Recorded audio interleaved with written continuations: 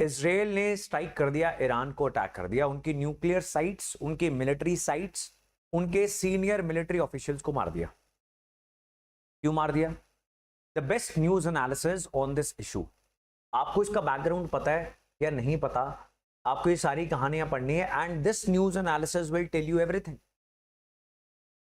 Right? If you have at least आप खोल लो तो आपको बेटर समझ में आएगा, नहीं तो अपने मोबाइल पे वेस्ट एशिया का मैप सर्च कर लो,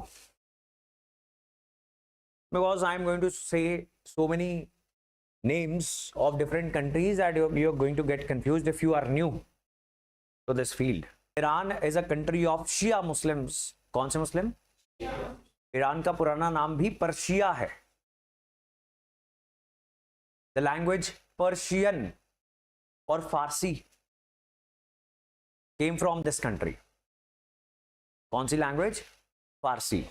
The community Parsi also came from this region. ठीक है जी। तो ये सारी चीजें आपको हुक करके याद हो जानी चाहिए, रट्टे मारने की जरूरत नहीं है। I said Persia is the old name of Iran, the Muslim community that is majority is Shia Muslims, Parsi is the language, Parsi are the people, right? वो वहां से आए थे इसलिए उनको पारसी बोला जाता। Now Saudi Arabia is a country that is Sunni Muslim country, ठीक है? दोनों इस्लामिक कंट्रीज हैं।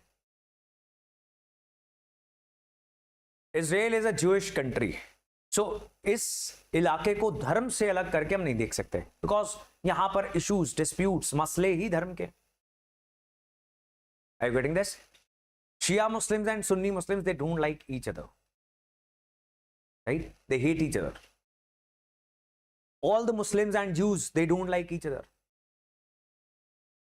But against the Jews also, the Shia Muslims and the Sunni Muslims, they are not going to unite. इतना भी प्यार नहीं है। एक बात है, समझ गए? और ये तीन जो देश आपने देखे, ये वेस्ट एशिया के तीन मेजर पावर सेंटर्स हैं। बाकी सारा वेस्ट एशिया इनके आसपास घूमता है। कुछ लोग जो हैं वो ईरान के एलाइड कंट्रीज बन गए हुए हैं, कुछ countries, right? Obviously they are going to be Shia countries. कुछ सुन्नी मुस्लिम डिक्टेटरशिप्स हैं छोटी छोटी, जैसे कि बहरीन, कतर, तो वो फिर अपना लीडर मानते हैं सऊदी अरेबिया को। तीसरा इजराइल, जो एक ज्यूइश कंट्री बनी और जिसको तबाह करना was the basic purpose, the biggest objective of Arab Muslim countries, वो तीसरा पावर सेंटर बन गई, राइट? वो इतनी सी कंट्री सरवाइव कर कैसे गई? अमेरिकन सपोर्ट के साथ, ठीक है जी। Israel survived with whose support? Saudi Arabia is also American friend, but Israel is not, Iran is not. ठीक बात है। तो सऊदी अरेबिया और इजराइल ये तो अमेरिका के दोस्त हैं, लेकिन ईरान नहीं है। 1979 तक था जब वहां पे मॉडर्न सोसाइटी थी, एक राजा था जिसको शाह बुलाया जाता था, the Shah of Persia. The women were not told कि कैसे कपड़े पहनने हैं, वो अपनी लिबर्टी के साथ रहती थी, एंड इनफैक्ट वेस्टर्न सोसाइटीज जैसा ही देश था। Then there was this Islamic revolution that happened in Iran, ठीक है जी। इस्लामिक रेवोल्यूशन जब हुआ तो एक इस्लामिक रिपब्लिक बना दी गई। अब वहां का सुप्रीम लीडर जो है, दिस टाइटल अयतुल्लाह, वो basically religious and political head है ईरान का। इज दिस क्लियर जी? अब बड़े ध्यान से सुनने वाली बात है। More layers are going to enter this issue now. If this much is clear, इतना क्लियर है? Everybody online, is this clear? Very simple story. 3 power centres of West Asia, Sunni Saudi Arabia, Shia Iran and Jewish Israel. ये कहानी, right? Then what happened? अरब देशों ने Israel बनने के बाद, जो कब बना? जब हिटलर ने जूस मार दिए, उसके बाद इजराइल बना। कुछ वेस्टर्न कंट्रीज ने कहा कि हम आपका जो हिस्टोरिकल होमलैंड था उसके आसपास देश बनवाएंगे, तो आप सब बैठो जहाजों में, किश्तियों में और पहुंच जाओ यरूशलेम के आसपास। वहां पर बैठे हुए थे अरब मुस्लिम पैलेस्टीनियंस, उनका किसी ने सोचा ही नहीं कि क्या करना है। तो वहां पर ज्यूज धीरे धीरे मेजॉरिटी हो गए एंड दंगे होने स्टार्ट हो गए। वहां के पैलेस्टीनियन मुस्लिम्स को मार के भगाना स्टार्ट कर दिया गया, उनके घरों के ऊपर कब्जा करना स्टार्ट कर दिया गया। नाउ इजरायली स्टेट की फिलॉसफी ये है कि हमें तो सारी दुनिया ने प्रताड़ित किया, मारा, यूरोप से लेकर मुस्लिम्स ने, क्रिश्चियंस एंड मुस्लिम्स, इन दोनों के हिस्टोरिकली रिलीजियस डिफरेंसेस हैं, राइट? कुछ धार्मिक कहानी है, उसमें जाने की हमें जरूरत नहीं है, but they don't like each other. Now this happened, so they said कि हमारी तो सर्वाइवल की बात है, हम किसी को मारने के लिए नहीं लड़ रहे हैं, हम तो सर्वाइवल के लिए लड़ रहे हैं, और अगर हमारा दुश्मन हमसे ज्यादा ताकतवर हो तो हम मर जाएंगे, हमें मार दिया जाएगा। अरब देशों ने 2-3 बार कोशिश की, लेकिन इजराइल जीत गया विद अमेरिकन सपोर्ट। ऐसी किसी भी कम्युनिटी में राष्ट्रवाद की भावना, अपने सर्वाइवल की भावना इतनी स्ट्रांग हो जाती है that they work very hard. उन्होंने ऐसी ऐसी टेक्नोलॉजीज बना ली कि इंडिया भी हथियार खरीदता है, राइट? इंडियन एग्रीकल्चर में भी सपोर्ट करते हैं, वो रेगिस्तान का देश है, उनके पास पानी नहीं है, उनके पास एग्रीकल्चर नहीं है, लेकिन जिंदा रहना था। उन्होंने ऐसी फाइट मारी कि समंदर का खारा पानी उठा के उसको यूज करना स्टार्ट कर दिया। एग्रीकल्चर में बेस्ट टेक्नोलॉजीज, कम जमीन में ज्यादा फसल चाहिए थी, वो किया, बेस्ट टेक्नोलॉजीज बनाई। Now it is very powerful. But सबसे बड़ा दुश्मन कौन था इजराइल का? ईरान। ईरान यूज्ड टू से कि इजराइल को खत्म कर देना चाहिए, बर्बाद कर देना चाहिए। इजराइल यूज्ड टू से ईरान को खत्म कर देना चाहिए। आज तक इजराइल ईरान को अटैक करना चाहता था, कर नहीं पा रहा था। उसका कारण क्या था?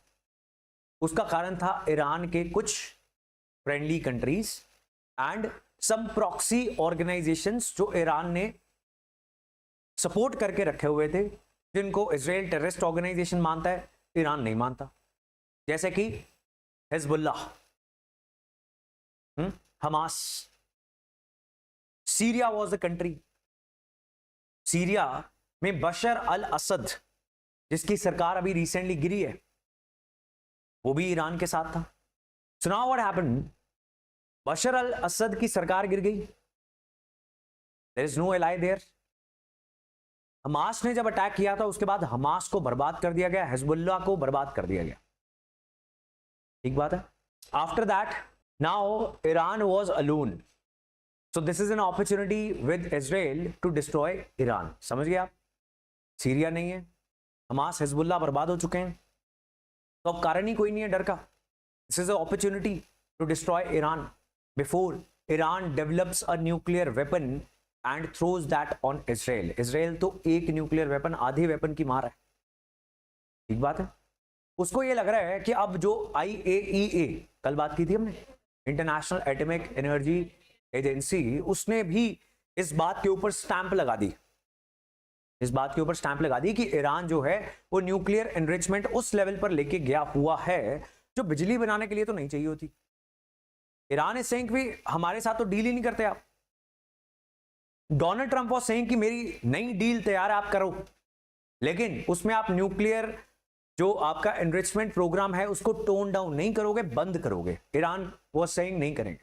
तो अभी लास्ट वीक्स में डोनाल्ड ट्रंप ने वार्निंग्स भी दी कि अभी भी डील साइन कर लो इससे पहले कि तुम्हारे ऊपर अटैक हो जाए। अभी तक तो अमेरिकन प्रेसिडेंट्स रोक रहे थे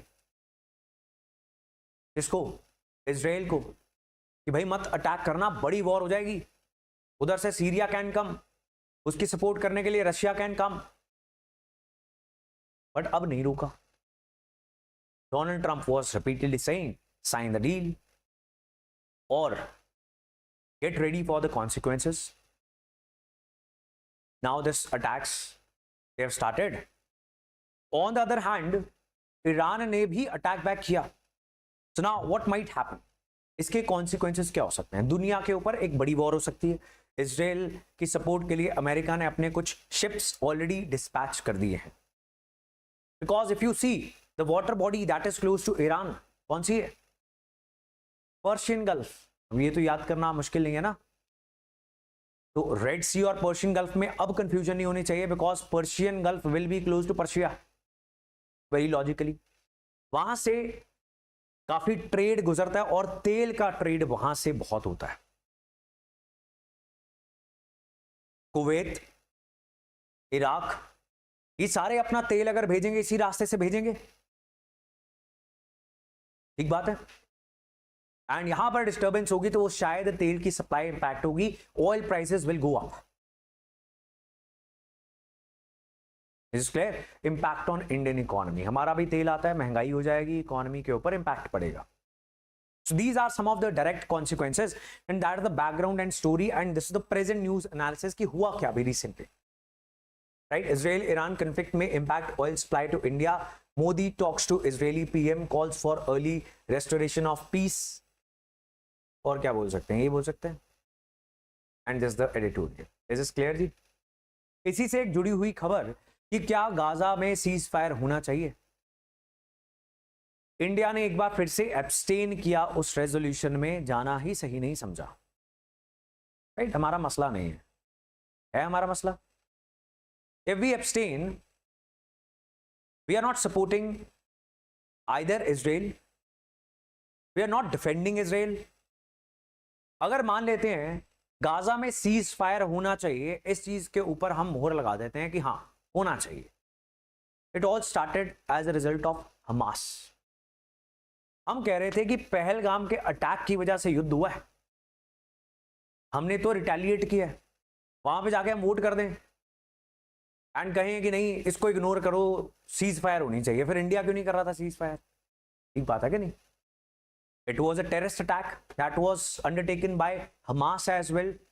इसराइल के ऊपर एक आतंकवादी घटना हुई थी, उसी के बाद इसराइल ने हमास को मारना स्टार्ट किया था। रिस्पॉन्स वॉज डिसप्रोपोर्शनेट, बिल्कुल सही बात है।